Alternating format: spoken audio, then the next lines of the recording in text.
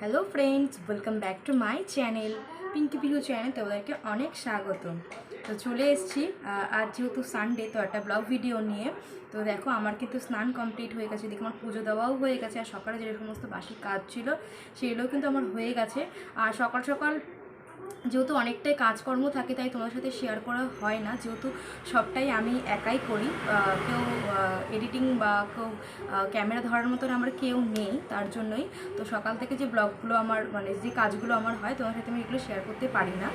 তো আজ যেহেতু সানডে, কি রান্না হবে তো সেটাই আজকে তোমাদের সাথে আমি শেয়ার করব। আর আজকে যেহেতু রবিবার, সবার বাড়িতে কিন্তু মোটামুটি মাংস দিয়ে থাকে। তো চলো, আমি আজকে মাংসের একটা নতুন রেসিপি তোমাদের সাথে শেয়ার করব।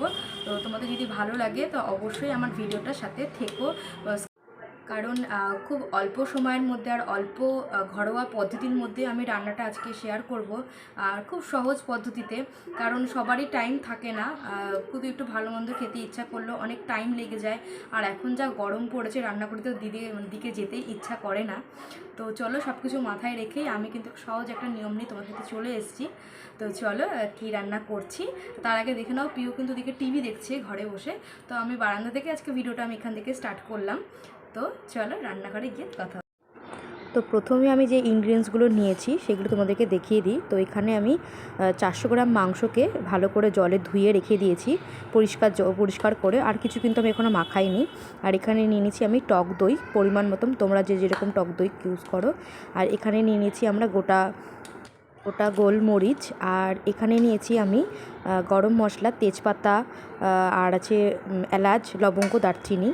আর এখানে নিয়েছি আমি কাজু, কিশমিশ, চালমগজ আছে, আর সাদা তিল আছে। তো এগুলো আমি ভালো করে মিক্সিতে পেস্ট করে নেব। আর এখানে দেখো, আমি দু রকমভাবে পেঁয়াজ কেটেছি।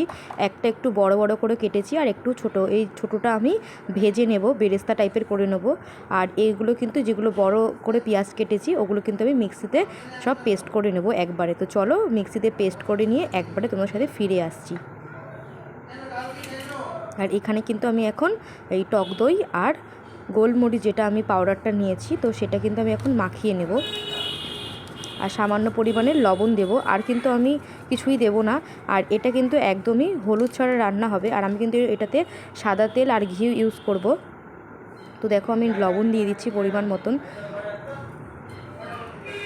তো চলো, এটা আমি ভালো করে মেখে নিই, তারপরে ফিরে আসছি। তো দেখো, এটা কিন্তু আমার মাখা হয়ে গেছে। টক দই দিয়ে আর গোলমরিচ দিয়ে আর নুন দিয়ে কিন্তু আমি মাখিয়ে রেখে দিয়েছি। এটা ম্যারিনেট করে প্রায় 10 মিনিট মতন রেখে দিতে হবে।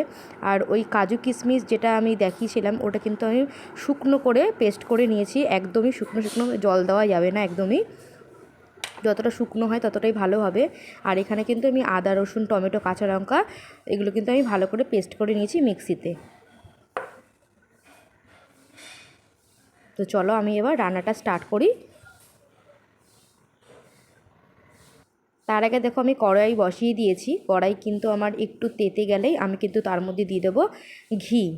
যে যেরকম তোমরা ঘি খাও, যারা ঘি ব্যবহার খায় না, তারা কিন্তু এটা স্কিপ করে যেতে পারো। আর মেনত এটা ঘি দিলে ভালো লাগে, যেহেতু এটা আমি অন্যরকম স্টাইলে রান্না করছি, তার জন্য কিন্তু ঘিটা কিন্তু লাগে, নাহলে ভালো লাগে না খেতে। আর দিয়ে দেবো কিন্তু আমি সাদা তেল। আমি কিন্তু আজকে কোনো সর্ষা তেল ইউজ করব না, যেহেতু আজকে মাংসটা আমার সাদা রান্না হবে, তার জন্য কিন্তু আমি সাদা তেল এখানে ব্যবহার করছি।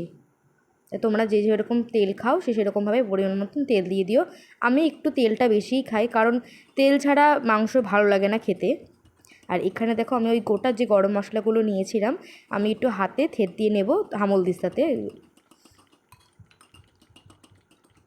আর দিয়ে দেবো আমি তেজপাতা।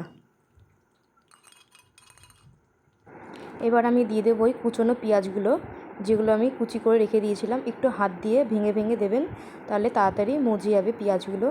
আর পেঁয়াজগুলো এমন করে ভাজতে হবে যাতে লাল লাল বাদামি হয়ে আসে, ততক্ষণ তোমায় ভাজতে হবে। এটা অনেকটা বেরেস্তা টাইপের হবে। আর এরপরে আমি দিয়ে দেবো ম্যারিনেট করা চিকেনটা, যেটা আমি টক দই দিয়ে আর গোলমরিচ দিয়ে আমি ম্যারিনেট করে রেখে দিয়েছিলাম। তো যতক্ষণ তোমরা ম্যারিনেট করে রাখবে, ততক্ষণই কিন্তু মাংস খেতে ভালো লাগবে। আর এখানে কিন্তু মাংসটা আমার যে ভাজা হয়ে যাবে, আমি এর মধ্যে আদা, রসুন, টমেটো, কাঁচা লঙ্কা যে পেস্টটা ছিল, আমি ওটাও দিয়ে দেবো। আর দিয়ে দেবো আমি লবণ পরিমাণ মতন। দিয়ে দেবো চিনি, যেহেতু আমার টক দই দেওয়া আছে, এটা ব্যালেন্স করে আমাকে দিতে হবে। আর এখানে আমি ওই কাজু কিশমিশ, সাদা তিল আর মগজ যেটা নিয়েছিলাম ওটাও কিন্তু আমি দিয়ে দিলাম। তো ভালো করে তোমরা কষিয়ে নেবে। মাংস কিন্তু যত কষানো হবে তত কিন্তু টেস্ট বাড়ে। তো এখন আমি ঢাকা দিয়ে রেখে দেবো কিছুক্ষণের জন্য। আর এর মধ্যে আমি এখন আমুল দুধ গুলে এর মধ্যে দেবো। পাশে আমি জল বসিয়েছি, আর আমি সবসময় রান্না করার সময় গরম জলটা ইউজ করি।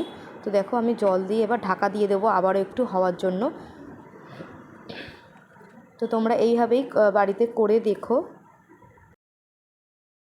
পুরো একদম বিয়েবাড়ির স্টাইলে। আর বন্ধুরা, আজকে যে রেসিপিটা আমি নাম দিয়েছি সেটা হচ্ছে শাহি চিকেন। তো তোমাদের কেমন লাগলো এই আমার শাহি চিকেন বা হোয়াইট চিকেন যেটাই বলে থাকো, অবশ্যই আমাকে কমেন্ট বক্সে জানিও। তো আজকের ভিডিওটা এখানেই শেষ করলাম, দেখা হচ্ছে অন্যরকম একটা ভিডিওতে। ততক্ষণ তোমরা সবাই